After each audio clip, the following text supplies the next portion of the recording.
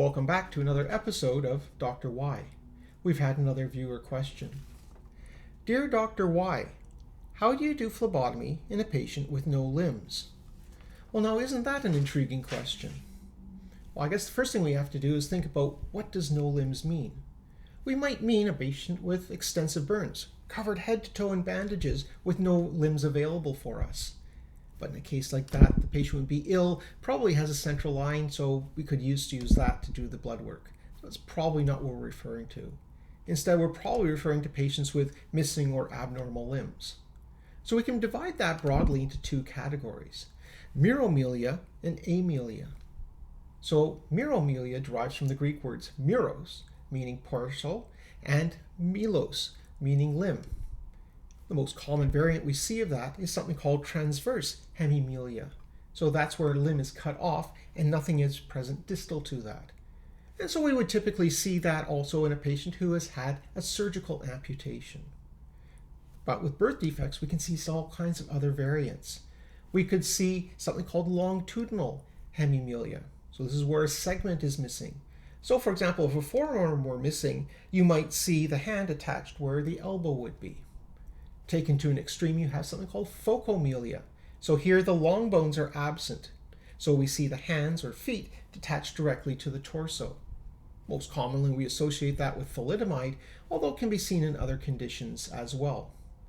In addition to this, we can see various abnormalities of the limbs. We can see fusion of portions of limbs or entire limbs, or we can see extra segmentation.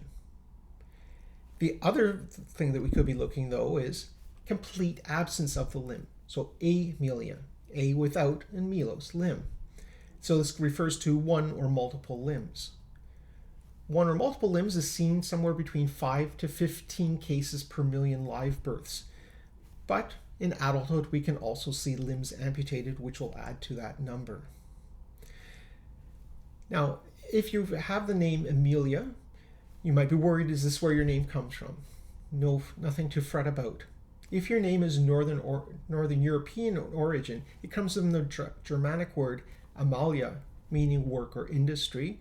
And if your name comes from Southern Europe, it derives from the Latin word amilus, meaning rival. So we could have either an absence of a limb or we may have portion of a limb. If we have a portion of the limb, there may be sufficient retained normal anatomy that you can still perform a normal phlebotomy. But for the sake of this question, let's assume that's not present. What are we going to do? It might be tempting to use some other unusual vein. Resist that temptation. There are lots of things that can go wrong, so only if you have specialized training should you go for one of those. So what you're going to need to do is refer the patient to either the emergency department or to a specialized clinic. But Dr. Y, you might ask, what is the physician going to do? Well, let's talk about it. Well, they might go, for example, for the scalp vein. We see this often in the neonatal unit, but if a patient has no limbs, we will sometimes see in an adult. They're nice superficial veins, and so they might seem very similar to what we do in the arms and legs. However, there are some extra complications. They can be associated with a lot more pain. They can certainly bleed profusely, and because of the proximity to the brain, an infection is much more serious. So this needs to be left to someone with specialized training. Most physicians, when faced with this, would go for the external jugular. And in some patients, it's very easy to see, but most phlebotomists will recognize there's a lot of vital structures in your neck, and you don't really want to go in there. You could easily hit an artery or a major nerve. In fact, things can go so wrong so quickly that most physicians would only attempt such a procedure in a situation like a hospital where they have sufficient backup. Another place a physician might go for are to the groin. Here, the vein runs adjacent to the artery, so you can feel the artery, and then using a much bigger needle than we use for normal phlebotomy, attempt to put it into there. You have to be careful. There is once again a big nerve running adjacent to this. But it gets more complicated. If you had a no limb or partial limb, the anatomy is probably going to be quite different.